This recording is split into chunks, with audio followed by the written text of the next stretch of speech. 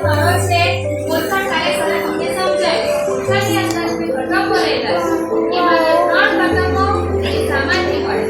અને એ ઘટકોનું મહત્વ શું છે એ આપણે અહીંયા જોવાના છે પોષણના ઘટકો છે કાર્બોનિક પ્રોટીન ચરબી અને એના સ્વરૂપમાં જે તમને ચાર્ટમાં પણ આપેલા છે તો કાર્બોનિક સામગ્રી મળે તો અહીંયા લખેલું છે ત્યાર પછી ચરબી અને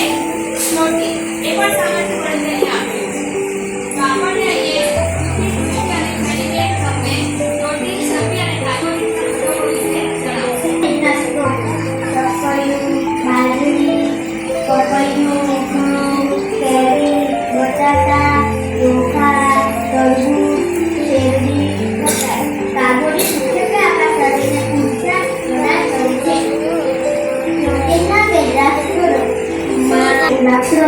નારિયેળનું તેલ